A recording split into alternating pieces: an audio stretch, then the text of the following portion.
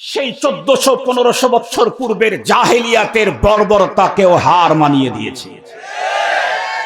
জাহেলি যুগে বাবা কর্তৃক কন্যা সন্তানকে জীবন্ত কবর দেওয়ার ভয়ঙ্কর ইতিহাস থাকলেও মা কর্তৃক তার সন্তানকে হত্যার মতো জঘন্যতম লজ্জাজনক ইতিহাস পৃথিবীতে আগে ঘটে নাই। এরপরে এখন তো রাস্তাঘাটে অমুক জায়গায় তমুক জায়গায় ইমামের উপরে আক্রমণ, খতিবের উপরে আক্রমণ, মুয়াজ্জিনের উপরে আক্রমণ, হুজুরের লাশ। অবস্থাটা কত ভয়ঙ্কর! এমনকি এখন তো প্রতিটি সন্তানের জীবনও বাবার মায়ের কাছেও নিরাপদ না। মা বাবার জীবনটাও সন্তানের কাছে তো নিরাপদ না, মেয়ের কাছেও নিরাপদ না। মনে মনে ভাবতেছেন এই তো 12 তারিখের পরেই বাংলাদেশ 100% নিরাপত্তার চাদরে ঢেকে যাবে। হ্যাঁ মোহতারাম হাজিরিন, 54 বছরে যেমন ঢাকছে আগামীতে তাই ঢাকবে যদি সিস্টেম চেঞ্জ না হয়। যতক্ষণ পর্যন্ত পদ্ধতি চেঞ্জ না হবে শুধু চেয়ারের ম্যান পাল্টায়া দিয়া কোনো লাভ হবে না। ওয়াজ মাহফিলে বক্তৃতার মঞ্চে এসে আপনি যদি আপনার মার্কার ভোট চাইতে পারেন, হুজুর রাজনৈতিক বক্তব্য দিতে পারবে না কেন? দেখেছেন বিগত টাইমে বৈষম্যের প্রতিদান। বৈষম্য আগামী দিনে বাড়বে, বিপ্লব আবার হবে। দুনিয়াকে শান্ত করতে চাইলে ইনসাফ লাগবে, ইনসাফ। কিন্তু বাংলাদেশে যে ইনসাফ চাবে সেই হাদি হয়ে যাবে। মুসলমান ভাইরা আমার খুব ভালো করে বুঝবেন, অপরাধ মুক্ত বাংলাদেশ যদি গড়তে চান, অপরাধ মুক্ত দেশ, রাষ্ট্র আর সমাজ যদি গড়তে চান, তাহলে পদ্ধতি নিতে হবে পৃথিবীর সবচেয়ে বড় সংস্কারক মুহাম্মাদুর রাসূলুল্লাহ সাল্লাল্লাহু আলাইহি ওয়াসাল্লামের কাছ থেকে। এই পৃথিবীতে যত নবী রসুল আল্লাহ পাঠিয়েছিলেন, সমস্ত নবী এবং রসুলগণ হলেন বন্ধুরা আমার সংস্কারক। এর ভিতরে আমাদের নবী মহানবী, উম্মতের নবী, নবীদের নবী। উনি যত শর্ট টাইমে তামাম দুনিয়াকে যেইভাবে সংস্কার করেছেন, অতীতের কোন নবী রসুল এই পদ্ধতিতে এত অল্প দিনে এই মাপের কাজ হয় নাই। মন্ত্রী মিনিস্টারের অন্তরে যদি তাকওয়া আল্লাহর ভ্যাকসিন ঢোকে, ওই মন্ত্রীর পকেটে দেশের সম্পদ টাকা কখনোই ঢুকতে পারে না। তার সন্তানেরা বিদেশে বাড়ি গাড়ি তৈরি করতে পারবে না রাষ্ট্রের টাকা দিয়ে। সচিবের অন্তরে যদি তাকওয়া আল্লাহর ভ্যাকসিন ঢুকানো হয়, তাহলে ছাগল কাণ্ড ঘটবে না। মুহতারাম হাজিরিন, এমপিদের অন্তরে যদি তাকওয়া আল্লাহর ভ্যাকসিন ঢুকানো হয়, তাহলে সরকারি বাজেটের টাকা দিয়ে ভাই বোনার শ্যালকেরা অট্টালিকা করতে পারবে না। মাদ্রাসাতুল হারামাইন বাংলাদেশ, বালাসুর চৌরাস্তা, শ্রীনগর, মুন্সিগঞ্জের ইন্তেজামে আয়োজিত 2 দিনব্যাপী বার্ষিক দ্বীনী মাহফিলের দ্বিতীয় দিনের সদরে ইজলাস সম্মানিত সভাপতি মুআজ্জাজ হযরত বুজুর্গ উলামায়ে কেরাম, আজিজ তালাবা, বিভিন্ন অঞ্চল থেকে সমাগত সম্মানিত সুধী, সর্বপ্রথম মহান আল্লাহ পাকের দরবারে আলী শানে লাখো কোটি শুকর যে রব্বি করিম বড় দয়া করে আমাদের হায়াতকে দীর্ঘায়িত করে আজকের এই মুহূর্ত পর্যন্ত সুস্থ সবল রেখে নিরাপত্তার সাথে 2 দিনব্যাপী আয়োজিত দ্বীনী মাহফিলের আখিরি দিনে আহলুল্লাহদের মজলিসে আমাদের উপস্থিতির তৌফিক দিয়েছেন। সে মহান সত্তার দরবারে আমরা প্রত্যেকেই শুকরগুজার হচ্ছি। জবান খুলে ভক্তি সহকারে মুহাব্বত নিয়ে দিল থেকে আবেগের সাথে উচ্চ কণ্ঠে সকলেই পড়ে নেই আলহামদুলিল্লাহ। মুহতারাম হাজিরিন, আমি যে আয়াতে কারিমা তেলাওয়াত করেছি, এই আয়াতে কারিমাটা কোরআনে হাকিমের সর্বশেষ আয়াত। এ আয়াত নাজিল হওয়ার পরে আর কোনো আয়াত নাজিল হয় নাই। এ কারণেই মুফাসসিরিনে কেরাম লিখেছেন, এই আয়াতে কারিমাটা নাজিল হওয়ার পরে নবীজি পৃথিবীতে মাত্র 31 দিন বেঁচে ছিলেন। কেউ কেউ লিখেছেন না, এই আয়াত নাজিল হওয়ার পরে নবীজি পৃথিবীতে মাত্র 9 রাত্রি বেঁচে ছিলেন।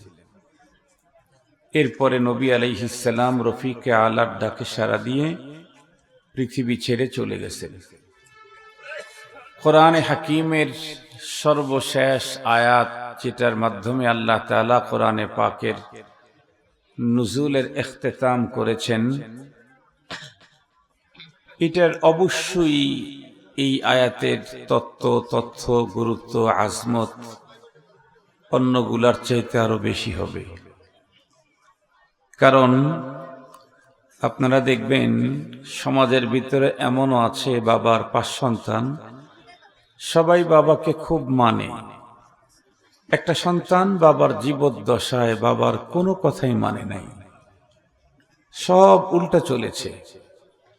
কিন্তু বাবার অন্তিম মুহূর্তে যে নসিহত করে গেছেন, এই নসিহতটা অন্য সন্তানের তুলনায় এই সন্তানই বেশি মেনেছে। এরকম আমরা আমাদের জীবনে অনেক দেখেছি। কারণ অন্তিম মুহূর্তের যে ওসিয়ত, যে নসিহত আখিরি, এটা অনেক দাম রাখে। কোরআনে হাকিমের প্রতিটি ওয়ার্ডার, প্রতিটি খবর, প্রতিটি মেসেজ মুসলমানদের কাছে সর্বাধিক গুরুত্বপূর্ণ।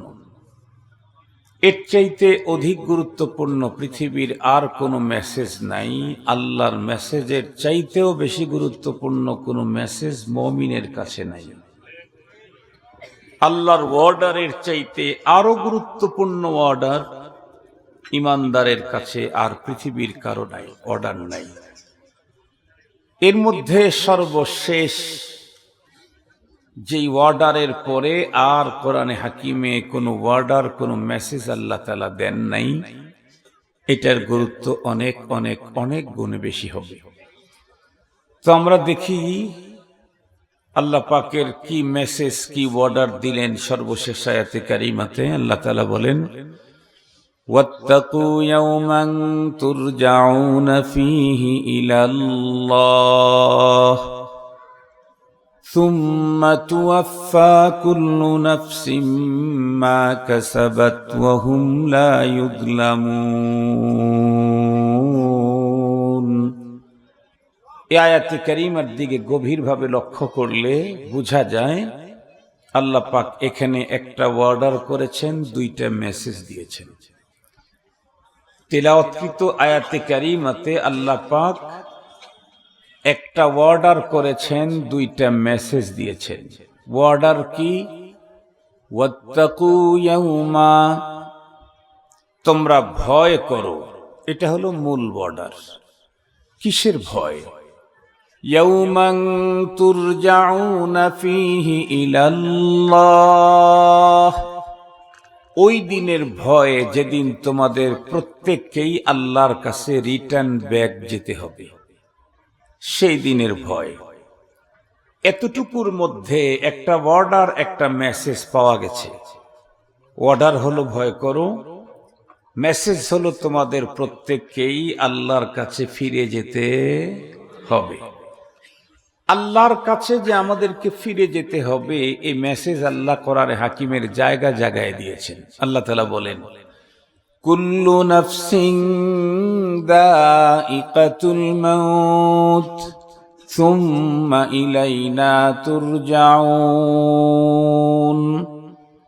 প্রতিটি প্রাণীকেই মৃত্যুর স্বাদ গ্রহণ করতে হবে, আর তোমাদেরকে আমার কাছে রিটার্ন ব্যাক আসতে হবে। আমরাও রবের এই মেসেজটাকে এতটাই বিশ্বাস করেছি, যে কোনো দুঃখ, যে কোনো দুর্ঘটনার সংবাদ শুনলেই খোদায়ে পাকের এই মেসেজটাকে আমরা স্মরণ করি। কি বলি? ইন্না লিল্লাহি ওয়া ইন্না ইলাইহি রাজিউন। যে কোনো দুর্ঘটনা, যে কোনো দুঃসংবাদেই আমাদের মুখ থেকে রব্বে করিমের সেই মেসেজের স্বীকৃতি উচ্চারিত হয়, ইন্না লিল্লাহ, নিঃসন্দেহে আমরা কার? আল্লাহ। ওয়া ইন্না ইলাইহি রাজিউন, নিঃসন্দেহে আমরা তার কাছে প্রত্যাবর্তন করব। এখন কথা হলো, তার কাছে প্রত্যাবর্তন করলে কি হবে? রব্বুল আলামিন দ্বিতীয় মেসেজটা দিলেন, সুম্মা তুওয়াফফা কুল্লু নাফসিম মা কাসাবাত ওয়া হুম লা ইউযলামুন। আমার কাছে প্রত্যাবর্তন করলে প্রতিটি প্রাণীকেই সে যা দুনিয়াতে করেছে তার প্রতিটি কর্মের প্রতিদান তাকে দিয়ে দেওয়া হবে, এবং দেওয়া যে হবে এটা পরিপূর্ণ প্রতিদান দেওয়া হবে। কাউকে লা ইউযলামুন, কিঞ্চিত পরিমাণে কারো উপরে জুলুম করা হবে না। এখন যদি কেউ প্রশ্ন করেন, হুজুর দুনিয়াতে মানুষ ভালো করলে ভালো কিছু পায়, মন্দ করলে মন্দ কিছু পায়, যেমন কেউ ভালো করেছে সে সম্মান পায়, লাল গালিচার সংবর্ধনা পায়, ফুলের মালা পায়, ফুলের তোড়া পায়, ফুলের ছিটানি পায়, কপালে চুমু পায়, আরো কত কিছু। মন্দ কাজ করলেও তো মানুষ অনেক সাজা শাস্তি পায়, যেমন নাড়া করে দেয়, যেমন কান ধরে উঠবোস করায়, যেমন জুতার মালা দেয়, জুতার বাড়ি দেয়, তারপরে আরো অনেক কিছু। এমনকি রান্না করা খাবারটা খেতে পারে না, জীবন বাঁচায় পালায় যেতে হয়। এটাও তো পাপের প্রায়শ্চিত্ত, কি বলেন? অপরাধের কারণে নিজের দেশে সারা জীবন বলল এটা আমার বাবার দেশ, সবাইকে পাকিস্তানে পাঠায় দেওয়ার কথা বলে উনি থাকতে চাইলেন, কিন্তু পাকিস্তান পন্থীরাই থেকে গেল, উনি ইন্ডিয়ায় চলে গেলেন। এরকমই তো হয়েছে না, কি বলেন? তো এই যেটা কষ্ট না, তার বাবা দেশটা স্বাধীন করার জন্য বড় ভূমিকা পালন করলো, তার মেয়ে হয়ে দেশে থাকতে পারলো না। শুধু উনি থাকতে পারেন নাই, বরং ওই মজহাবের যারা ছিল তারা কেউ থাকতে পারে নাই। এই যে এটা কষ্ট কিনা, এটা কষ্ট, এটা পাপের প্রায়শ্চিত্ত। জুলুম যদি না করত তাহলে তাদের এই পরিণতি হতো না। তাদের দলের অনেক মানুষ এখনো বাংলাদেশে আছে, ভালো ভালো পোস্টে ছিল, তারাও আছে আমার জানা মতে। তাদের উপরে কোনো জুলুম হয় নাই। কেন? কামা তাদিনু তুদানু, তারা জুলুম করে নাই, এজন্য তাদের উপরেও জুলুম হচ্ছে না। যারা জুলুম করেছে তাদের উপরে জুলুম হবেই, এটাই স্বাভাবিক। কিন্তু আমরা তো ইন্নাহু কানা যালুমান জাহুলা, আল্লাহ তাআলা মানুষ সম্পর্কে বলেছেন এরা জলুম ও জাহুল, সিরিয়াস জুলুমকারী, সিরিয়াস ভুলে যায়। তার মধ্যে বিশ্ব সেরা হলো বাঙালি। বাঙালি যে এত দ্রুত ভুলে যায়, পৃথিবীর আর কেউ এত দ্রুত ভোলে না। কয়েকদিন আগেরটাও ভুলে গেছে। অবশ্য বাংলাদেশে খুব বেশি অভদ্রতা দেখাইতে পারবে না। কেন? যে দেশের 7 বৎসরের পোলা প্রশাসনের লোকের ভুড়ির উপরে মোহাম্মদ আলী কেলের মতো বক্সিং ছড়ে, সেই দেশে আর ফ্যাসিবাদ বেশি দিন কেউ কইরা টিকতে পারবে না। দেখছেন না, 5 বছর 7 বছরের পোলা প্রশাসনের লোকের বিশের ভিতরে বক্সিং মারে মোহাম্মদ আলী কেলে, নাকি আরো কারা বক্সার টক্সার ছিল, তাদের মতো করে। আল্লাহ হেফাজত করুন।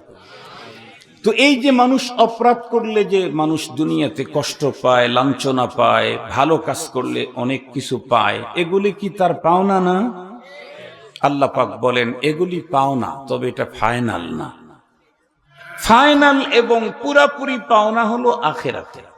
তো দুনিয়াতে যেগুলি হচ্ছে, এত কিছু হচ্ছে দুনিয়াতে, এগুলি কি? আল্লাহ বলেন وَلَنُذِيقَنَّهُم مِّنَ الْعَذَابِ الْأَدْنَى دُونَ الْعَذَابِ الْأَكْبَرِ لَعَلَّهُمْ يَرْجِعُونَ। আল্লাহ বলেন এই দুনিয়াতে যা দেখতেছো অপরাধের পানিশমেন্ট, যা দেখো রান্না করে খাওয়ার মানে পাকানো করা খানা খাইতে পারুক আর না পারুক, মাথার চুল কেটে দিক আর নাড়া করুক আর জুতা দিক, দামি জুতা মারুক আর অল্প দামের জুতাই মারুক, আমেরিকার প্রেসিডেন্টকে মারুক আর এদেশের ঝাড়ুদারকেই মারুক, যা দেখো এগুলা হলো আদাবে আদানা, এটা হলো সিম্পল। কথা বলেন, এটা কি সিম্পল? আল্লাহ পাক রব্বুল আলামিন বলেন অপরাধের সিম্পল শাস্তি দুনিয়াতে অপরাধীকে দেওয়া হয়। কেন?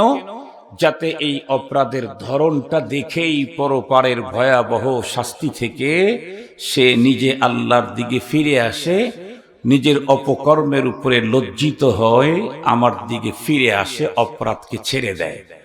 মুহতারাম হাজিরিন, এ পৃথিবীর অপরাধী আমরা যদি অপরাধ থেকে ফিরে না আসি, আল্লাহর কাছে তওবা করে ক্লিন করতে না পারি, তাহলে আমাদের জন্য ভয়ঙ্কর শাস্তি আখিরাতে। সে শাস্তিগুলি কেমন হবে? কোরআন শরীফের ভিতরে আল্লাহ তাআলা তাও বলেছেন, ফায়াউমাইযিন লা ইউআযযিবু আযাবাহু আহাদ ওয়া লা ইউসিকু ওয়াসাকাহু আহাদ। আল্লাহ তাআলা বলেন যে পৃথিবীতে তোমরা অনেক অপরাধীদেরকে বাঁধতে দেখেছো, শাস্তি দিতে দেখেছো। আমরা নিজেরাও তো দেখেছি মায়ানমারের শাস্তি, তো ওদের শাস্তির দৃশ্যগুলি আমরা দেখেছি। রব্বুল আলামিন বলেন যত ভয়ঙ্কর পদ্ধতিতে শাস্তির দৃশ্য দেখেছো, এই জাতীয় একটা পদ্ধতিও আমি পরপারে ব্যবহার করব না। পরপারে আমি আযাব দেব যা জীবনে কোনোদিন দেখো নাই, জীবনে ভাবতেও পারো নাই, এমন ভয়ঙ্কর পদ্ধতিতে। ফায়াউমাইযিন লা ইউআযযিবু আযাবাহু আহাদ। পৃথিবীতে যেই পদ্ধতিতে শাস্তি দেওয়া হয়েছে এরকম পদ্ধতি না, একেবারে নতুন সিস্টেম, ভয়ঙ্কর। বাধা হবে পৃথিবীতে যত বড় অপরাধীকেই বাঁধো না কেন, ওই রকমের বাধা কেউ বাঁধতে পারো নাই আমার কাছে অপরাধীদেরকে আমি যেভাবে বেঁধে ফেলবো। সেম আবার যারা এই দুনিয়াতে আল্লাহ পাকের হুকুম মেনে যাবে তাদের জন্য আল্লাহ তাআলা বলেছেন আ'আদতু লিইবাদিয়াস সালিহিন মা লা আইনুন রাআত। যারা আমার হুকুম মানবে, আমার গোলামি করবে, আমার দাসত্ব করবে, আমারে সন্তুষ্ট করে আসবে, তাদের জন্য আমি এমন আপ্যায়নের ব্যবস্থা করেছি যা পৃথিবীর কোনো মানুষ জীবনে কল্পনাতেও আনতে পারে নাই। কিসের হোটেল সোনারগাঁ আর আমেরিকার হোয়াইট হাউস, কিয়ামত পর্যন্ত যত উন্নত আপ্যায়ন ব্যবস্থা আবিষ্কার হবে, রব বলেন এগুলি সব আমার কাছে বাজে, এগুলি ওয়েস্টেজ, এগুলি আমি ব্যবহার করব না, সব নতুন ব্যবহার করা হবে। সুবহানাল্লাহ ওয়া বিহামদিহি। মুহতারাম হাজিরিন, তো এতক্ষণ পর্যন্ত দুইটা মেসেজের উপরে কিঞ্চিত কথা বললাম। আমাদের প্রত্যেককে ফিরে যেতে হবে কার কাছে? আল্লাহর কাছে। কোনো সন্দেহ আছে কি? এবং তার কাছে যাওয়ার পরে আমি আমার জীবনে যা করেছি, ভালো করে থাকলে ভালো, মন্দ করে থাকলে মন্দ, প্রত্যেকটার প্রতিদান আমাকে দেওয়া হবে। শুধু দেওয়া হবে না, বরং আমাকে যা দেওয়া হবে সেটা আবার আমাকে দেখানো হবে। فَمَن يَعْمَلْ مِثْقَالَ ذَرَّةٍ خَيْرًا يَرَهُ وَمَن يَعْمَلْ مِثْقَالَ ذَرَّةٍ شَرًّا يَرَهُ। টোটাল আসমান জমিন, এক কথা মহান রবের কুল কায়নাতের প্রত্যেকটা জায়গায় সিসি ক্যামেরা লাগানো আছে। রব্বুল আলামিনের টোটাল কুল কায়নাতে সব জায়গাতে সিসি ক্যামেরা লাগানো আছে। এই যে আমি হাত এমনটি করছি, আমার হাতে আংটি আছে, আমার আজকের পরনের জামাটা সাদা, আমার এখানে কালো কোট আছে, এই দৃশ্য আমি আপনি আখিরাতে দেখতে পাবো। খোদাই ক্যামেরা, এটা ক্যামেরা বন্দী হচ্ছে। ভালো করছি তো, এটার প্রতিদান যখন দিবেন তখন আমাকে সিনটা দেখায়া দিবেন, এই যে তোমার এই ভালো কাজের সিন, এই যে বিনিময়ে তোমার পাওনা। এই যে দ্বীনের পক্ষে আমি যে স্লোগান দেই, সামনে খোদা দ্রোহী তাগুতি শক্তি আমাকে মারার জন্য যে রাইফেল তাক করে থাকে, এই দৃশ্যগুলি রব্বুল আলামিন সারা দুনিয়াতেই ক্যামেরা বন্দী করার জন্য ক্যামেরা লাগায় রাখছেন। সেটাও দেখানো হবে, যাকে যাকে তার পাওনা কমপ্লিট দিয়ে দেওয়া হবে। ভালো করলেও 100, মন্দ করলেও 100 ওয়াল্লা ইউজলামুনা ফাতিলা, কিঞ্চিত পরিবারে কারো উপরে জুলুম করা হবে না। হিসাব একদম সহজ। আমি আমার এই লাইফে যদি ভালো করি ভালো পাবো, যদি মন্দ করি মন্দ পাবো। তবে শর্ত হলো আমারে ভালো আর মন্দ হতে হবে ঈমানের হালতে। ঈমানহীন যদি ভালো কাজ করতে করতে মাদার তেরেসার মতো হয়ে যায়, বর্তমান বিগত এই তো 17-18 বছর আগে পৃথিবী থেকে এক মহিষী নারী চলে গেছে, তার নাম মাদার তেরেসা। সে মানব সেবাতে পৃথিবী থেকে কয়েকবার গোল্ড মেডেল জিতেছিল। সে এতটাই মানব সেবায় আত্মনিয়োগ করেছিল, জীবনে বিয়ে পর্যন্ত করে নাই, চিরকুমারিত্ব বরণ করেছিল। তার থিওরি ছিল, আমি যদি কাউকে বিয়ে করি তাহলে আমার হাজবেন্ডকে কিছু না কিছু টাইম তো দিতেই হবে। এতটুকুন টাইম সৃষ্টির শ্রেষ্ঠ মানব সেবা ব্যাহত হোক তা আমি চাই না। এই মেয়েটি স্বামীকে দেব যতটুকুন টাইম, এতটুকুন টাইম সৃষ্টির শ্রেষ্ঠ মানব সেবা ব্যাহত হোক এটা আমি চাই না। এ কারণে সে চিরকুমারিত্ব বরণ করেছে, টোটাল লাইফটাই মানব সেবাতে ব্যয় করেছে, মারা গেছে। জান্নাতি হওয়ার কোনো সম্ভাবনা নেই। কেন? ঈমান নাই। অথচ আরেকজন নারী জীবনে ওয়ান টাইম একবার তৃষ্ণার্ত কুকুরকে পানি পান করিয়েছিল, বিনিময়ে আল্লাহ তাকে জান্নাত দান করেছেন। কেন? এই ভালো কাজের সাথে তার ঈমান আছে। মাদার তেরেসার ভালো কাজ ছিল অল টাইম, কিন্তু ঈমান না থাকার কারণে টোটালটাই লস। আর ওই মহিলার ভালো কাজটা ছিল, ওই কাজটা ছিল ওয়ান টাইম, কিন্তু ঈমান থাকার কারণে তার জন্য জান্নাতের ফয়সালা। এই জন্য পৃথিবীতে যত সম্পদ আমি আপনি অর্জন করব, সবচাইতে দামি সম্পদের নাম ঈমান। ঈমানের উপরে আর কোনো সম্পদ পৃথিবীতে নেই। আমি আজকে অবশ্য ঈমানের উপরে কথা বলবো না, আমার আলোচনা হলো ওই আয়াত নিয়েই। তাহলে একদম সোজা হিসাব, আমি যা করব তার প্রতিদান পরপারে পাবই পাবো। এখন আমি যদি ভালো থাকতে চাই ভালো করতে হবে, আমি যদি কষ্টে থাকতে চাই মন্দ করলেই চলবে। এখন আসুন সর্বশেষ আয়াতে কারিমাতে আল্লাহ তাআলা যে অর্ডারটা দিলেন, সে অর্ডারটা এমন কি গুরুত্বপূর্ণ অর্ডার দিলেন, ওয়াত্তাকু, তোমরা ভয় করো। এই অর্ডারটা দিয়ে আল্লাহ পাকের কোরআনের নুজুলের ইখতিতাম করলেন কেন?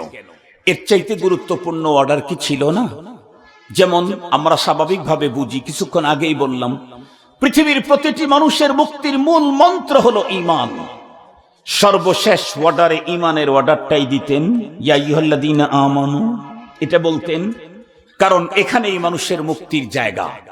ঈমান নাই মুক্তি নাই, ঈমান আছে মুক্তি মিলবে, সে যত বড় অপরাধী হোক। উসাতুল মুমিনিন, আল্লাহ যদি ক্ষমা না করেন সাজা ভোগের পরেও জান্নাতে যাবেই যাবে। মুহতারাম হাজিরিন, অথবা এটাও তো করতে পারতেন, ইসলামের অন্যতম রুকন সেটি হচ্ছে নামাজ। বিশ্বনবীজির শেষ মুহূর্তে যখন জ্ঞান হারিয়ে যাচ্ছেন, আবার জ্ঞান ফিরতেই নবীজি বলতেছিলেন, আসসালাত আসসালাত ওয়া মা মালাকাত আইমানুকুম। আল্লাহ পাক রব্বুল আলামিন সালাতের অর্ডারটাই দিতেন, সালাতের অর্ডারও দিলেন না, ঈমানের অর্ডারও দিলেন না। ঈমানের পরে সবচেয়ে দামি বড় ইবাদত হলো সালাত, সেটাও দিলেন না। ঈমানের অর্ডার দিলেন না, দিলেন তাকওয়ার অর্ডার। তাকওয়া এত বড় কি জিনিস, যেই অর্ডার দিয়ে আল্লাহ তার কালামুল্লাহর নুজুলের ইখতিতাম করলেন। এই বিষয়টাকে বুঝতে চাইলে আজকের পৃথিবী এবং বাংলাদেশের প্রেক্ষাপটটা একটু বুঝতে হবে। পরবর্তী কথাটা বললে ওইটা আওকাফিজ জেহেন হবে। এজন্য আসেন বলুন তো দেখি, আজকের পৃথিবী অত্যাধুনিক এই প্রযুক্তির কারণে তামাম পৃথিবী এখন মানুষের হাতের মুঠোয় কিনা? এই ফোন যার কাছে আছে, সে যদি এটা ব্যবহারে এক্সপার্ট হয়, ফোন তার কাছে মানে তামাম ওয়ার্ল্ড, দুনিয়াই তার কাছে। সহজে বুঝবার জন্য বলি, এই মুহূর্তে আমার যদি এখন ইচ্ছে করে যে দেখি তো এখন বিশ্বনবীজির রওজায়ে আতহারে কি পরিমাণে ভিড় আছে, আমি এখানে বসে দেখতে পারবো কিনা? আমার যদি এখন ইচ্ছে করে দারুল উলুম দেওবন্দের সেন্ট্রাল লাইব্রেরিতে 3 নম্বর ইসের কি বলে তালাতে 17 নম্বর যে গ্যালারিয়াতে আছে সেইখানে কয়টা কিতাব আছে আমি এখান থেকে দেখতে চাইলে দেখার সুযোগ আছে না নাই? এখন যদি কেউ ইচ্ছে করে আমেরিকার হোয়াইট হাউসের সামনে এখন কন্ডিশনটা কি সে এখান থেকে দেখতে পারবে কিনা?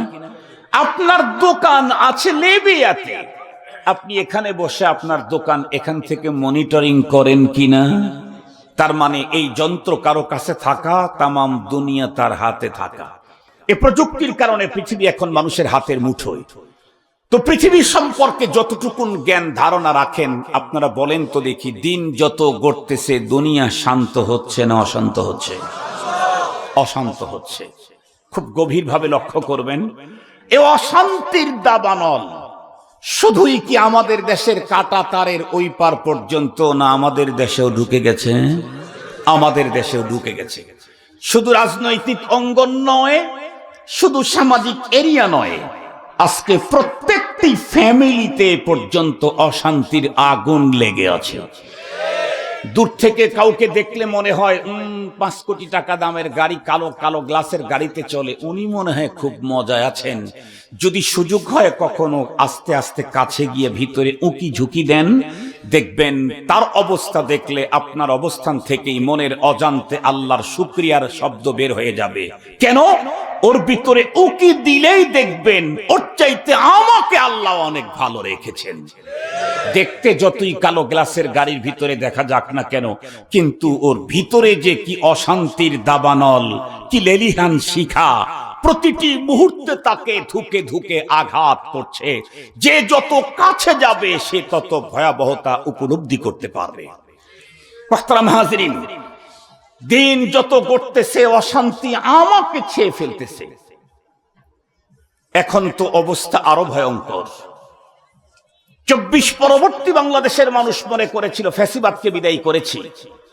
এখন একটা সোনার সুন্দর কাঙ্ক্ষিত মানের নিরাপত্তায় চাদরে ঢাকা এক সুন্দর রাষ্ট্র আমরা পাব। এ পর্যন্ত যেই দিনগুলি চলে গেছে তাতে ওই স্বপ্ন এখন দুঃস্বপ্ন হয়ে গেছে।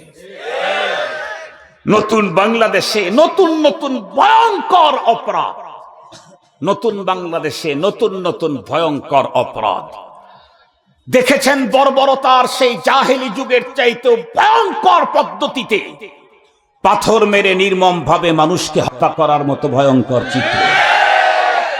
শুধু কি তাই, সারা জীবন পড়লাম কি, শুনলাম কি, লিখলাম কি, দেখলাম কি, আজকের বাংলাদেশে দেখি কি? সারা জীবন তো আমরা পড়লাম, আপনারা পড়লেন, কবিরা লিখলো, লেখকেরা লিখলো, গবেষকেরা বলল, যারা দেখেছে তারা অভিব্যক্তি পেশ করে গেল। পৃথিবীর সব মানুষ পর হলেও 2 জন মানুষ কখনো পর হয় না, একটা হলো গর্ভধারিণী মা আর একটা জন্মদাতা বাবা। কিন্তু নতুন বাংলাদেশে কি দেখছি? নতুন বাংলাদেশে কি দেখছি? এখন তো গর্ভধারিণী মা, তারপরও কি আর বলি হচ্ছে তার পেটের সন্তান। শুধু কি তাই, আপনারা দেখেছেন মনে হয় ভুলে গেছেন, কেন? ইন্নাহু কানা যালুমান জাহুলা। আমরা কুড়িগ্রামে এক যুবতী মেয়েকে মা বাবা মিলে হত্যা করলো। আপনারা পড়েছেন, দেখেছেন সোশ্যাল মিডিয়াতে। স্বাভাবিকভাবে মেয়ে তার বাবার বাসায় ঘুমিয়ে আছে, ছোটবেলা থেকে বড় হয়েছে যার বাসায়।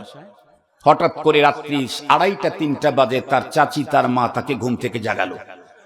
তখন তো গভীর ঘুমের মুহূর্ত, মেয়েটির চোখে মুখে ঘুম। ওকে যখন টেনে উঠাচ্ছে, ওর চোখে মুখে ঘুম, বলতেছে আমাকে ছেড়ে দাও, আমার ঘুম পাচ্ছে। ওরা বলতেছে ওঠ। ও তখনও চোখ ডলতেছে। ওর হাত ধরে এক পর্যায়ে ঘর থেকে যখন বের করতেছে, ও বলতেছে আমাকে কই নিয়ে যাও, ছেড়ে দাও, আমি ঘুমাবো। বলতেছে না, একটু চলো ওই দিকে। ও তখনও বুঝে উঠতে পারে নাই। এক পর্যায়ে তাকে বাড়ির ভিতর থেকে বাহির বাড়িতে নিয়ে গেছে। মেয়েটি তখনও বুঝে নাই, ও তো ভাবতেই পারে নাই, কারণ গর্ভধারিণী মা আছে। মা আমাকে হত্যা করবে এটা যদি বুঝতে পারতো, রাত্রের অন্ধকারে মেয়েটি দৌড় দিয়ে পালিয়ে আত্মরক্ষা করত। ও তো ভাবতেই পারে নাই। ও ভাববে কেমনে? শয়তানও তো মনে হয় ভাবতে পারে নাই যে গর্ভধারিণী মা হয়ে নির্মম ভাবে খুন করবে তার যুবতী মেয়েকে। শয়তানও তো ভাবতে পারে নাই। একটা পর্যায়ে তাকে বাড়ির বাহিরে নিয়ে যাওয়া হলো। মাঠের ভিতরে নিয়ে যাওয়া হলো। তখনও মেয়েটি বুঝতে পারে নাই।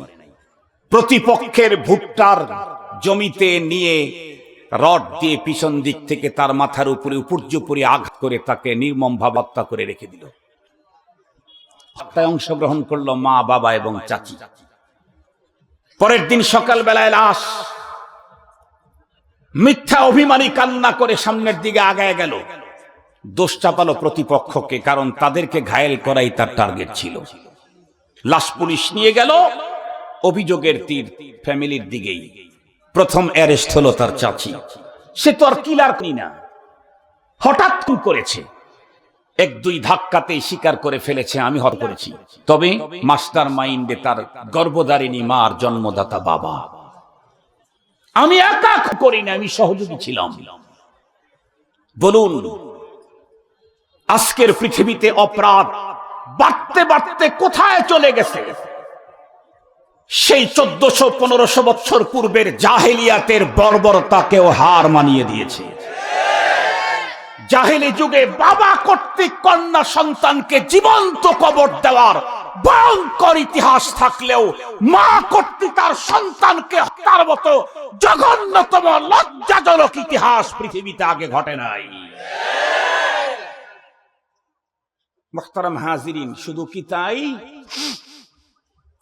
আমি আমার ভাইয়ের কাছে থাকি, খালেদ সাইফুল্লাহ আইয়ুবী সাহেবের ওখানে সাভারে। আপনারা শুনেছেন, সাভারে এক মেয়ে কর্তৃক তার বাবাকে খুন করা হলো। এর আগে অবশ্য মেয়ে কর্তৃক বাবা খুন হয়েছে, মনে আছে কিনা? জুনাইদ বাবু নগরী রহমাতুল্লাহ আলাইহি, যেই অফিসার, বলবো না, যেই অফিসার হুজুরের দাড়ি চেপে ধরে কর্কশ এবং অশালীন শব্দে যাকে বকা দিয়েছিলেন, আরো ভয়ঙ্কর কথা বলেছিল যেই লোকটা, সেই লোকের মেয়ে ঐশী, সে তার মা আর বাবাকে খুন করলো, এখনো জেলে আছে। ওর খুনের চাইতেও বিভৎস ভয়ঙ্কর খুন সাভার যেটা হয়েছে, শুনলে অবাক হবেন। বাবা একমাত্র তার এই মেয়েটাকে ইস্টাবলিশ করার জন্য গ্রাম থেকে শহরে এসে বাসা ভাড়া করে থাকে। বাবার আশা মেয়ের ব্রিলিয়ান্ট, ভালো, ওকে দিয়ে ভবিষ্যতে বড় কিছু করবে। বাবার পরিশ্রমের ম্যাক্সিমাম সম্পদ তার পিছনেই ব্যয় হয়। দিন গড়তেই বাবার চোখে ধরা পড়ল এক ভয়ঙ্কর কাহিনী। কি? দিন যত গড়তেছে মেয়ের ফ্রেন্ড সার্কেল ততই বেড়ে চলছে। অবশ্য ফ্রেন্ডের ভিতরে বয়ফ্রেন্ড নেই, গার্লফ্রেন্ড। তাতে শঙ্কিত হওয়ার কিছু ছিল না, কিন্তু বাবার চোখে ধরা পড়ল ভিন্ন কিছু। সেটি হলো মেয়ে অন্ধকার জগতের দিকেই এগুচ্ছে, সমকামিতায় লিপ্ত। বাবার মাথার উপরে যেন হিমালয় চেপে গেল। বাবা তার কন্যা সন্তানকে বুঝাবার জন্য সফট ভাষায় অনেক কথাই বললেন, কিন্তু ফিরবার নয়। শেষ পর্যন্ত বাবা বাধ্য হলো তার মেয়ের উপরে প্রেসার ক্রিয়েট করতে। এক পর্যায়ে যখন প্রেসার ক্রিয়েট করলো, মেয়ে তখন ভয়ঙ্কর এক নাটক মঞ্চস্থ করে তার বাবাকে হত্যা করে ফেললো। চেতনানাশক মেডিসিন খাওয়ায়া বাবাকে ঠান্ডা মাথায় হত্যা করলো। এই হত্যার মতো ভয়ঙ্কর অপরাধ থেকে নিজেকে মুক্ত করবার জন্য নাটক মঞ্চস্থ করলো। বাবার ডেড বডি, মৃতদেহ ঘরের ভিতরে পড়ে আছে। সেই বডির ভিতরে ধারালো তুড়ি কচ কচ করে বুকের ভিতরে ঢুকায়া দিচ্ছে, টেনে বের করতেছে। এটার আবার ভিডিও করছে, আর বক্তব্য যেটা দিচ্ছে সেটা হলো তার বাবা নাকি তার সাথে চরিত্রহীনতায় লিপ্ত হতে চাইতো, তাই সে এ কাজ করেছে। কিন্তু আসলে এটা ছিল একটা সাজানো বিভৎস ভয়ঙ্কর নাটক। পরবর্তীতে যখন মেয়ের বাবার লাশ যখন উদ্ধার করা হলো, মেয়ে যখন প্রশাসনের হাতে ধরা পড়ল, জিজ্ঞাসাবাদে অকপটে সত্য কথা স্বীকার করলো, আমার বাবা আমার সাথে চরিত্রহীনতায় লিপ্ত হতে চায় নাই, বরং আমার চরিত্র হেফাজতের জন্য হাজার চেষ্টা করেছে। কিন্তু আমি তো ততক্ষণে ওই দিকে একদম চলে গেছি, আমি ওখান থেকে ফিরবার নয়। আমার বাবা যখন আমাকে সমকামিতায় বাধার সৃষ্টি করছে, তখনই আমি দুনিয়াতে মজা নিতে চাইলে তাকে দুনিয়া থেকে মাইনাস করে দিতে হবে, তাই হত্যা করেছি। মুসলমান ভাইরারে আমার কথা ভালো করে বুঝেন, শুধু এতটুকু নয়, দিন যত গড়তেছে বাংলাদেশের প্রতিটি মানুষের জীবনের নিরাপত্তা ঝুঁকি ততই বাড়তেছে। লক্ষ্য করে দেখেন, এখন থেকে 15-20 বছর আগে বন্ধুরা আমার রাস্তার ভিতরে অমুক মরে আছে, তমক মরে আছে, অমুক অনেক শুনতাম। কিন্তু স্বাধীনতার পর থেকে এখন থেকে 15-20 বছর আগ পর্যন্ত কোনোদিন শুনি নাই কোন মসজিদের ইমাম আর খতিবকে করে রেখে দিয়েছে। এটা আমরা 15-20 বছর আগেও কোনোদিন কানের মধ্যে এই শব্দগুলি আসতো না। বিগত ফ্যাসিবাদ থেকেই শুরু হয়েছে। ঢাকার রাজধানীর প্রাণ কেন্দ্রে মুহতারাম হাজিরিন একাধিক ইমাম খতিবকে খুন করা হলো, নাম বলতে চাই না। এরপরে এখন তো রাস্তাঘাটে অমুক জায়গায় তমুক জায়গায় ইমামের উপরে আক্রমণ, খতিবের উপরে আক্রমণ, মুয়াজ্জিনের উপরে আক্রমণ, হুজুরের লাশ। অবস্থাটা কত ভয়ঙ্কর! এমনকি এখন তো প্রতিটি সন্তানের জীবনও বাবার মায়ের কাছেও নিরাপদ না। মা বাবার জীবনটাও সন্তানের কাছে তো নিরাপদ না, মেয়ের কাছেও নিরাপদ না। শুনলে অবাক হবেন, নিরাপত্তার ঝুঁকি এত ভয়ঙ্কর ভাবে বাড়তেছে। আমার এক ফ্রেন্ড আমাকে একদিন বলল, দোস্ত অবস্থা খুব খারাপ। কেমন? আমার এক বন্ধু, মানে আমার দোস্তের দোস্ত, আল্লাহ তাআলা তাকে আগে সম্পদ বেশি ছিল না, এখন অনেক সম্পদ দিয়েছে। তার ওয়াইফটা শুধু বাবার বাড়ির দিকে তার খুব টান, আকর্ষণ। তো মাঝে মাঝেই টাকা চায়, দেয়, কিন্তু অস্বাভাবিক। তো এক পর্যায়ে ওই বন্ধু স্ট্যান্ড নিয়েছে যে 1 টাকা তোর বাবার বাড়িতে আমি দিতে পারবো না। তখন থেকে তার স্ত্রীর আচরণ ভিন্ন রকমের। আমার ওই বন্ধুর বন্ধু এসে আমার বন্ধুকে বলছে, দোস্ত কি আর বলবো, রাত্রের বেলায় স্ত্রীর বেডে যেদিন যাই সেই রাত্রে আমি ঘুমাই না। কেন? আমার ভয় লাগে, না জানি আমাকে করে আমার সম্পদ দখল নেয় কিনা। তাহলে আজকে স্বামীর বেডের ভিতরে স্ত্রীর জীবন অনিরাপদ, স্ত্রীর বেডে স্বামীর জীবন অনিরাপদ। জিজ্ঞেস করতে চাই, তাহলে নিরাপত্তাটা আছে কোথায়? মনে মনে ভাবতেছেন এই তো 12 তারিখের পরেই বাংলাদেশ 100% নিরাপত্তার চাদরে ঢেকে যাবে। মুহতারাম হাজিরিন, 54 বছরে যেমন ঢাকছে আগামীতে তাই ঢাকবে যদি সিস্টেম চেঞ্জ না হয়। যতক্ষণ পর্যন্ত পদ্ধতি চেঞ্জ না হবে, শুধু চেয়ারের ম্যান পাল্টায়া দিয়া কোনো লাভ হবে না। কিছুদিন আগে কিছু মানুষকে গানম্যান দিল না?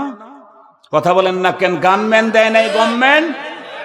একজন লিখছে, গানের উপরে আমার বিশ্বাস থাকলেও ম্যানের উপরে আমার বিশ্বাস নাই। কি লিখেছে? গানের উপরে আমার বিশ্বাস থাকলেও ম্যানের উপরে আমার বিশ্বাস নাই। কেন? যেই গানম্যান দেওয়া হয়েছে আমাকে সেফটি দেওয়ার জন্য, না জানি উনি কিছু করে বসে নাকি। নিরাপত্তার অবস্থাটা কোথায়? মুসলমান ভাইরারে আমার, ভালো করে বুঝেন, ওয়াজ তো শুধুমাত্র কেবলমাত্র হুজুরদেরকে তো আপনারা বন্ধুরা আমার ওয়াজ মাহফিলের ভিতরে, মসজিদের ভিতরে, আর ঈদগাহ মাঠে, আর যায় নামাজে, আর হলো বন্ধুরা আমার জানাজার নামাজের ভিতরে হুজুরদেরকে মানতে চান। আপনারা হুজুরদেরকে চয়েস করেন হলো বক্তৃতার মঞ্চে, ওয়াজের মঞ্চে। এই হুজুরটাই যদি কখনো রাজনৈতিক মঞ্চে দাঁড়ায়, তখন আর সেই হুজুরকে আপনাদের চয়েস হয় না। বৈষম্যটা কি ভয়ঙ্কর! এদেশে আপনিও জন্ম নিয়েছেন, আমিও জন্ম নিয়েছি। আপনি তো পড়ালেখার জন্য ইন্ডিয়ায় গিয়ে 3 বছর ছিলেন, আমি জীবনে 3 দিনও ছিলাম না। এরপরে যদি আপনার যদি এদেশে রাজনীতি করার অধিকার থাকে, আমার অধিকার থাকবে না কেন? আমার অধিকার থাকবে না কেন? ওয়াজ মাহফিলে, বক্তৃতার মঞ্চে এসে আপনি যদি আপনার মার্কার ভোট চাইতে পারেন, হুজুর রাজনৈতিক বক্তব্য দিতে পারবে না কেন? দেখেছেন বিগত টাইমে বৈষম্যের প্রতিদান। বৈষম্য আগামী দিনে বাড়বে, বিপ্লব আবার হবে। দুনিয়াকে শান্ত করতে চাইলে ইনসাফ লাগবে, ইনসাফ। কিন্তু বাংলাদেশে যে ইনসাফ চাবে সেই হাদি হয়ে যাবে। বাংলাদেশে যে ইনসাফের স্লোগান দিবে সে কি হয়ে যাবে? হাদি হয়ে যাবে। মুহতারাম হাজিরিন, আমি কিন্তু রাজনীতি করি না, রাজনীতি আমি বুঝিও না। আমি একেবারে উত্তরবঙ্গের মফিস। মফিস চিনেন নাকি আপনারা? টাকা নাই, ছাদে যায়, গাড়ির ভিতরে যাইব তো টাকা থাকা লাগবে না, এই জন্য 20 টাকা দিয়ে ছাদের অঙ্কুর পর্যন্ত যায়। অঙ্কুর আমি হইলাম উত্তরবঙ্গের মফিস। আমার কথা তেমন রাজনীতি বুঝি না, তবে এখন যে রাত এটা আমি জানি, বুঝি। এখন কি কথা বলেন না কেন? বাংলাদেশের অনেক রাজনীতিবিদরা রাতকে রাত বলে স্বীকার করতে চায় না, দিনকে দিন বলে স্বীকার করতে চায় না। কথা বলেন না কেন? সত্য কথা বলতেছি, কারণ দেখা কথা। বিদেশে তো যাই নাই, জন্মের পরে দেশেই আছি। আগের গভর্নমেন্টের সময় বিভিন্ন মাহফিলে গিয়ে বলতো, হুজুর এই করা দেব না, ওই করা দেব না, সেই করা দেব না। আমি আগেই এটিএস দিয়ে দিতাম, আগেই ওই কি বলে টিকা দিতাম। কারো হাত পা কেটে গেলে যাতে ওইখানে সেফটি না ধরে, এজন্য কি দেয়? ভ্যাকসিন দেয়, এটিএস দেয়, টিটিনাস দেয়। আমি আগে টিটিনাস দিতাম। আমি বলতাম, দেখেন আমার জন্ম হলো স্বাধীনতার পরে, সঙ্গত কারণে আমি একজন পিওর বাংলাদেশে, আমার কোনো ঝামেলা নাই। যদি স্বাধীনতার আগে জন্ম নিতাম তাহলে রাজাকার আর মুক্তিযোদ্ধা কোনো একটা হয়ে যেতাম। জন্ম নিয়েছি স্বাধীনতার পরে, রাজাকার হওয়ার ঝামেলা নাই, মুক্তিযোদ্ধা হওয়ার সম্মানও নাই। কথা কি বুঝাইতে পারছি আপনাদেরকে? মুহতারাম হাজিরিন, তো আমি নরমাল কিছু কথা বলি আপনাদেরকে। ইতিহাস 53-54 বছর বাংলাদেশে কি দেখলাম? আমাদের দেশে যখন নির্বাচনের সময় আসে, তারা এসে আমাদেরকে বলে আমরা এটা করব, এটা করব, এটা করব, এটা করব, অনেক কিছু বলেন। এবং অনেকেই এসেছিলেন, কথা বলেন না কেন? অনেকে এসেছিলেন না? কিন্তু অতীত পর্যন্ত কি পাইলাম? যে লাউ সেই কদু পাইলাম। কথা বলেন না কেন? যে লাউ সেই কদু পাইলাম। যে যখন নতুন করে আসার পরে দেখে দুর্নীতি আরো বেড়ে গেছে, তাহলে এটা কমাইতে চাইলে নতুন করে আরো একটা কমিটি করা দরকার, আরো একটা সংস্থা করা দরকার। তো কি করলো শেষ পর্যন্ত? এত দুর্নীতি নরমাল অন্ন দিয়া হবে না, স্পেশাল দুর্নীতি দমন ইউনিট তৈরি করতে হবে, দুর্নীতি দমন ব্যুরো। আলহামদুলিল্লাহ, ভালো কথা। আমরাও টাকা দিলাম না। একটা ম্যাচ কিনতে গভর্নমেন্ট টাকা নেয় না? কথা বলেন না কেন? একটা রিকশার চাক্কা টায়ার কিনতে গভর্নমেন্ট টাকা নেয় না? আমরাও দিলাম। কিন্তু পরে কি দেখি? দুর্নীতি দমন ব্যুরোতে প্রধান যাদেরকে করছে, দুর্নীতিতে উনিও বুড়ো। উনি দুর্নীতিতে কি? উনি বুড়ো। দুর্নীতি করতে করতে বুড়ো হয়ে গেছে। এই বুড়োটা এখন বুড়ো হয়ে গেছে। আমরা দেখলাম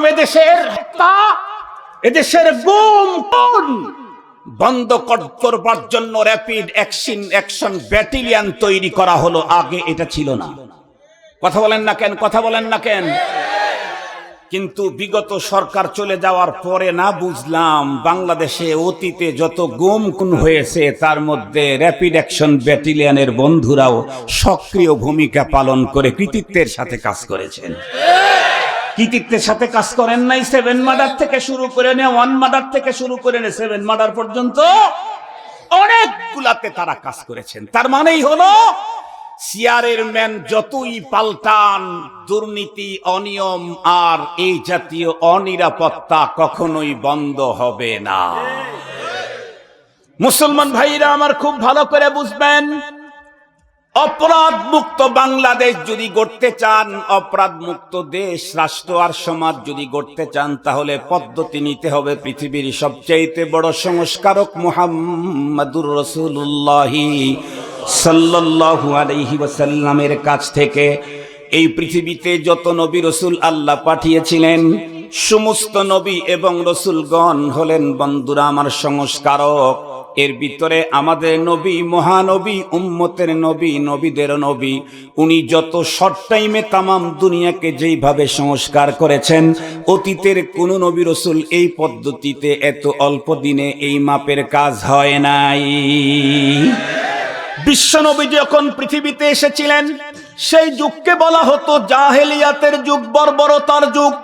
সেই যুগের বর্বরতা বুঝাবার জন্য মাত্র দুইটা ঘটনা বলি। এক নাম্বার হলো জাহেলি যুগের সবচেয়ে বন্ধুরা আমার প্রসিদ্ধ যে যুদ্ধটা হয়েছিল, সেই যুদ্ধ চলতেছিল 40 বছর পর্যন্ত। যুদ্ধের নাম হলো হারবুল ফুজ্জার। হারবুল ফুজ্জারের যুদ্ধ চলমান ছিল 40 বছর।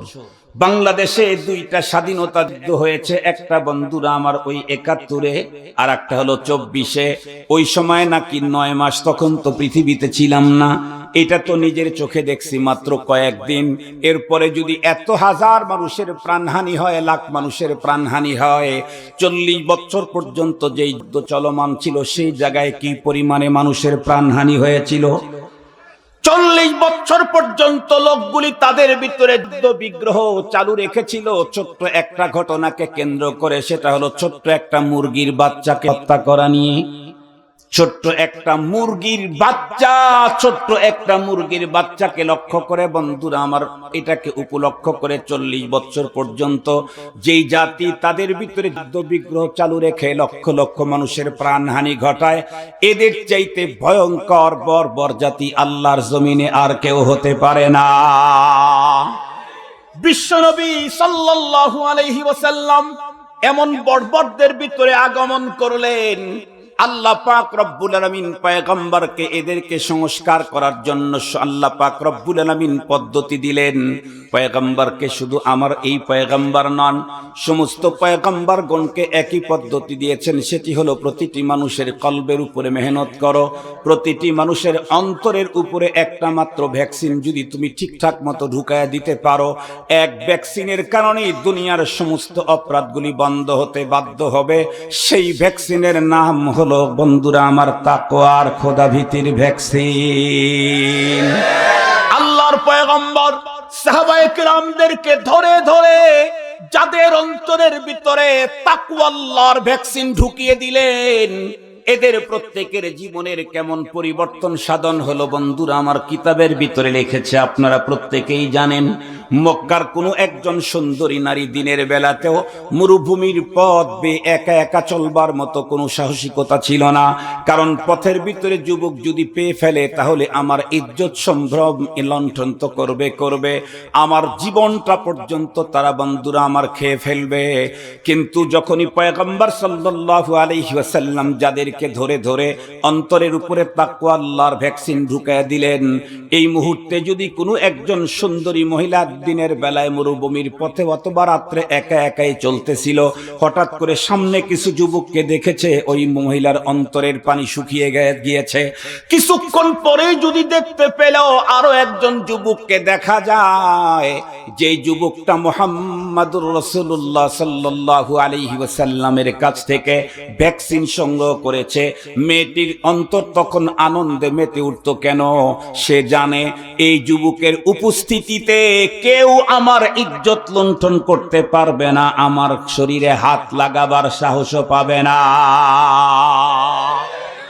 মুসলমান ভাইরা রে আমার, পয়গম্বর সাহাবায়ে কেরামদেরকে ধরে ধরে তাদের সিনার উপরে তাকওয়া আল্লাহর ভ্যাকসিন দেওয়ার পরে তাদের সিস্টেম, চরিত্র, স্বভাব কেমন পরিবর্তন হলো। হারবুল ফুজ্জার 40 বছর পর্যন্ত যেই যুদ্ধ বন্ধুরা আমার চালিয়ে গেল একটা মাত্র মুরগির বাচ্চাকে টার্গেট করে, সেই মানুষগুলি যখন ধরে ধরে পয়গম্বর তাদের সিনার ভিতরে তাকওয়া আল্লাহর ভ্যাকসিন ঢুকিয়ে দিলেন, তাদের কেমন পরিবর্তন হলো। বিশ্বনবীজি মদিনাতুল মুনাওয়ারায় চলে গেলেন। পয়গম্বরের সাহাবায়ে কেরাম অনেকে মক্কা থেকে মদিনায় চলে গেল। যারা চলে গেলেন মক্কা থেকে মদিনায়, মুহাজির নাই কিচ্ছু তো তাদের নাই। পয়গম্বর মদিনার লোকদেরকে ধরে ধরে আখা রাসূলুল্লাহ সাল্লাল্লাহু আলাইহি ওয়াসাল্লাম মুআখাত ভাই ভাই বানায় দিলেন। যেই মাত্র পয়গম্বর বললেন এটা তোমার ভাই, সঙ্গে সঙ্গে ওই মানুষগুলির এমন চরিত্র পরিবর্তন হয়ে গেছে, উনি এখন তার ভাইকে ডেকে নিয়ে বলে, ভাই আমার তো 3টা বাগান আছে, এর ভিতরে সবচেয়ে উন্নত বাগানটাই আমি তোমাকে দিয়ে দিলাম। আমার 3টা স্ত্রী আছে, এর ভিতরে সবচেয়ে অল্প বয়সের মানুষের স্ত্রী পরমা সুন্দরী ডাকে আমি তালাক দিলাম, তুমি ওইটাকে বিয়ে করে নাও। অথচ একটা মুরগির বাচ্চাকে কেন্দ্র করে 40 বছর পর্যন্ত তারা যুদ্ধ চালিয়েছিল। তাকওয়া আল্লাহর ভ্যাকসিন পাওয়ার পরে আর একজনের জন্য নিবেদিত প্রাণ হয়ে গেল। সঙ্গত কারণে এই দেশ, এ রাষ্ট্র সমাজ অপরাধ মুক্ত করতে চাইলে তাকওয়ার ভ্যাকসিন ছাড়া অন্য কোন তন্ত্র মন্ত্র দিয়ে সম্ভব হবে না। কেবলই একটা ভ্যাকসিন যদি নিশ্চিত করা যায়, একটা ভ্যাকসিন, সেটা হচ্ছে তাকওয়া আল্লাহ। প্রতিটি নারী, প্রতিটি পুরুষ, প্রতিটি বাবা, প্রতিটি ছেলে, প্রতিটি স্বামী, প্রতিটি স্ত্রী, প্রতিটি ভাই, প্রতিটি বোন, তাদের কলব আর সিনার ভিতরে যদি তাকওয়া আল্লাহর মেডিসিন পুশ করা হয়, ভাই কখনো বোনের সম্পদ লুফে নেবে না। বাবা কখনো মেয়েদেরকে ফাঁকি দিয়ে ছেলেদেরকে সম্পদ লিখে দিবে না। ভাতিজা কখনোই বাবা চাচাকে হত্যা করে তার সম্পদ দখলে যাবে না। শুধুই লাগবে একটা ভ্যাকসিন, তার নাম তাকওয়া আল্লাহ। এ কারণেই রব্বুল আলামিন কোরআনে পাকের নুজুলের ইখতিতামে সর্বশেষ যে অর্ডারটা দিয়েছেন, এমন এক মহা মেডিসিন দিয়েছেন। এক মেডিসিন পুশ করলেই দুনিয়া অপরাধ মুক্ত হবে, প্রতিটি মানুষ দুনিয়াতে শান্তির স্বর্গরাজ্য পেয়ে যাবে। সাথে সাথে কোরআনের বিসমিল্লাহর বা থেকে সূরা নাসের সিন পর্যন্ত মানা তাদের জন্য সহজ হয়ে যাবে। মুহতারাম হাজিরিন, কথাগুলো একটু ভালো করে বুঝবার জন্য চেষ্টা করবেন। সেটা হলো দুনিয়ার মোহ, দুনিয়ার লালসা। এই ভাইরাস থেকে মুক্ত করতে চাইলে সমাজকে তাকওয়ার ভ্যাকসিন লাগানো দরকার। আমার তো মনে হয় তাকওয়ার ভ্যাকসিন প্রথমে মন্ত্রী, মিনিস্টার আর সচিবদেরকে লাগানো দরকার। মন্ত্রী মিনিস্টারের অন্তরে যদি তাকওয়া আল্লাহর ভ্যাকসিন ঢোকে, ওই মন্ত্রীর পকেটে দেশের সম্পদ, টাকা কখনোই ঢুকতে পারে না। তার সন্তানেরা বিদেশে বাড়ি গাড়ি তৈরি করতে পারবে না রাষ্ট্রের টাকা দিয়ে। সচিবের অন্তরে যদি তাকওয়া আল্লাহর ভ্যাকসিন ঢুকানো হয়, তাহলে ছাগল কাণ্ড ঘটবে না। মুহতারাম হাজিরিন, এমপিদের অন্তরে যদি তাকওয়া আল্লাহর ভ্যাকসিন ঢুকানো হয়, তাহলে সরকারি বাজেটের টাকা দিয়ে ভাই বোনার শ্যালকেরা অট্টালিকা করতে পারবে না। মুহতারাম হাজিরিন, পদ্ধতি কিন্তু দুইটা। আপনারা যেটা খুশি সেটা নেন, আমি আপনাদের সামনে শুধু বলে যাই, কারণ আমি তো ডাক্তার প্রেসক্রিপশন দেব, ওষুধ খাওয়া না খাওয়া এটা আপনার ব্যাপার। ইন্নামা আলাইকাল বালাগ ওয়া আলাইনাল হিসাব, এটা আল্লাহ বলছেন, আমি বলি নাই। আল্লাহই বলেছেন তার রাসূলকে, ইন্নামা আলাইকাল বালাগ, আপনি তো শুধু পৌঁছায় দিবেন, আমার মেসেজটা পৌঁছায় দেন। কে মানে না মানে, সুম্মা তুওয়াফা কুল্লু নাফসিম মা কাসাবাত। কে মানে না মানে, সুম্মা তুওয়াফা কুল্লু নাফসিম মা কাসাবাত।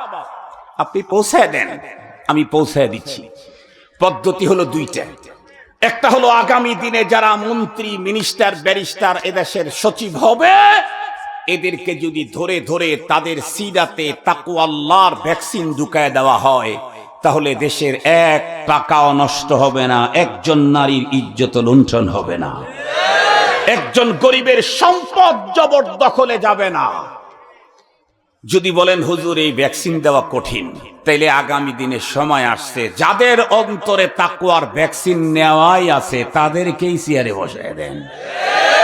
এটাই মনে হয় বেশি নিরাপদ, নাকি বলেন?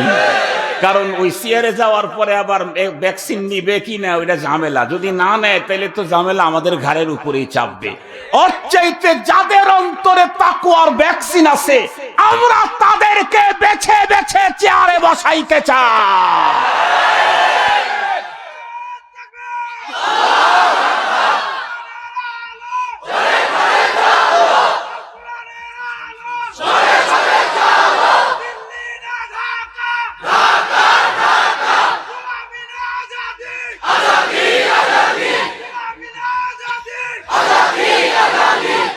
এই দেশটাকে অপরাধ মুক্ত করতে চাইলে পদ্ধতি একটাই, সেটি হলো প্রতিটি মানুষকে ধরে ধরে তাদের সিনাতে তাকওয়াল্লাহর ভ্যাকসিন দিতে হবে।